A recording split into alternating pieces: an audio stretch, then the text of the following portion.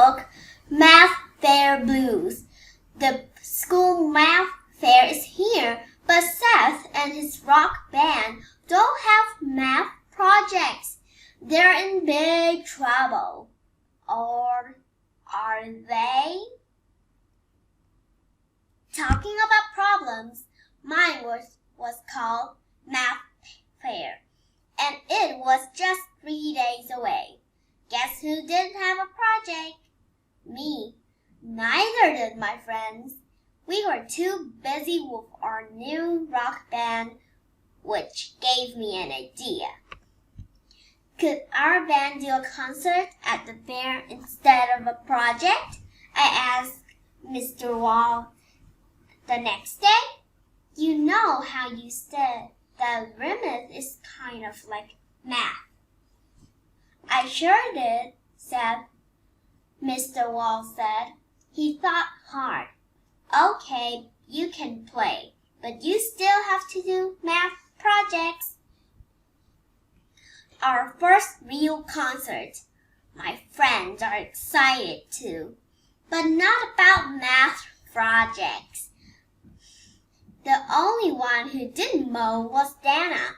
Why would she? She gets all A's in math. This girl in brown hair was Dana. After school, we rehearsed as Dana. What will we wear? She asked when we were done. And what about a name? Dana was right. We needed a name and a look. And we also needed a math project too.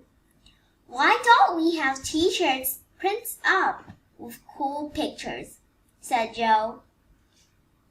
This girl with black hair was Joe. That would cost a fortune, Harry said, practicing his bow. I know, said Dana. We can print our own t-shirts with this kit I got for my birthday. Everyone just bring some white shirts over tomorrow. And ideas for designs.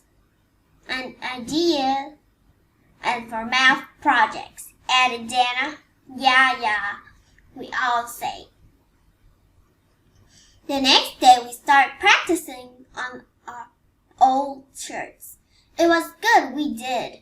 Harry's guitar came out looking like a vase with a flower in it. Jill got more paint on the shirt she was wearing than the one she was painting. Oh, too much.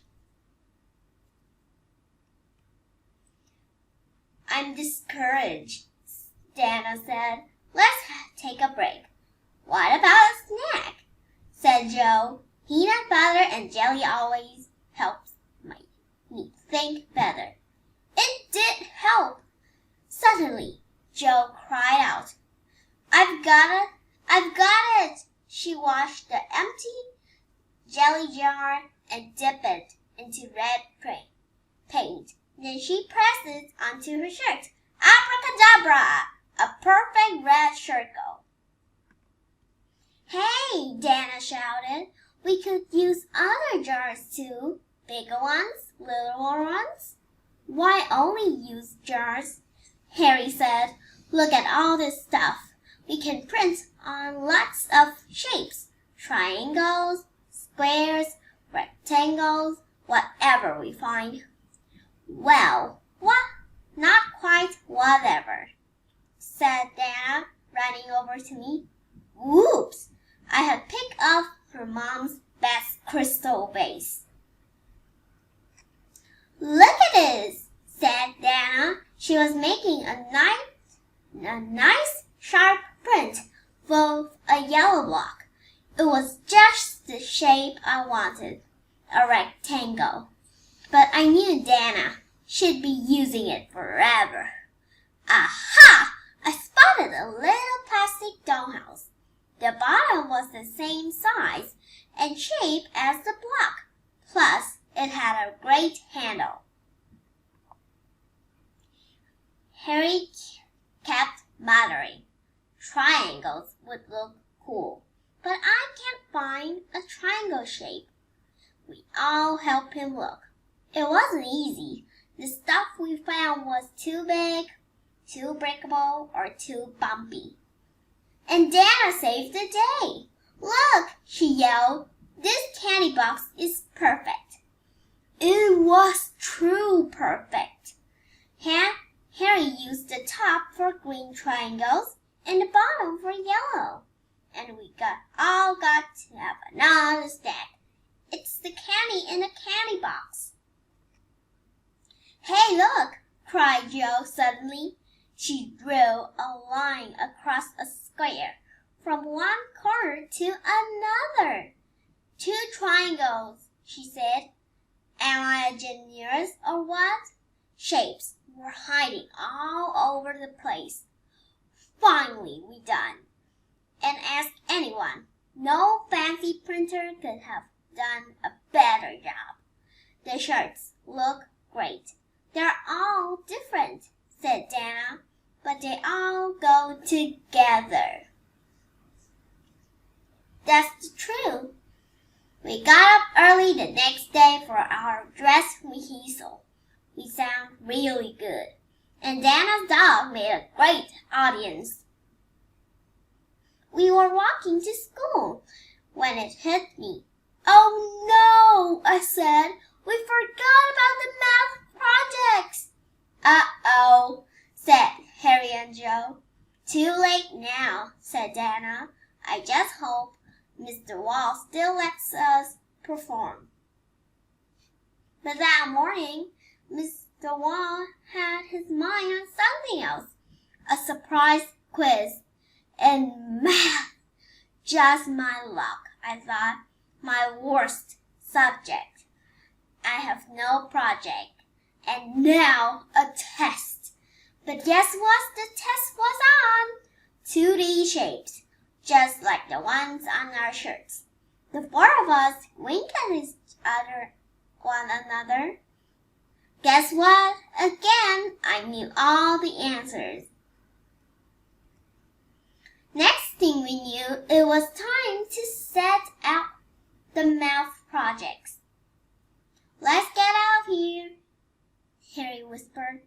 "Mr. Wall might forget about us if he doesn't see us." Quickly, we made a beeline for the auditorium. Then we hid backstage until our big moment. Finally, the curtain opened. "Welcome," said the principal, Mrs. Phillips. "Before I present the awards, we have a special surprise, our own student rock band. She looked at us. "We forgot to name the band," Jo whispered, "on top of forgetting the math projects." Said Dana, "Someone had to do something. Quick." So I grabbed the mic and called out, "The 2D Rockers."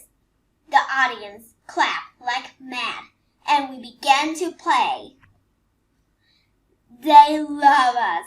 The clapping went on and on and on. Mrs.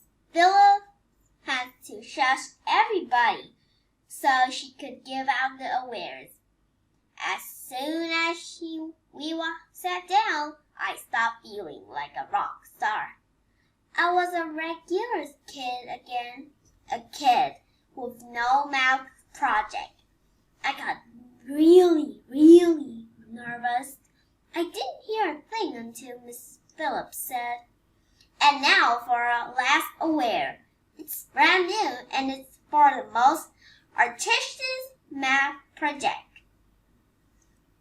It goes to the 2D Rockers for their t-shirt math project."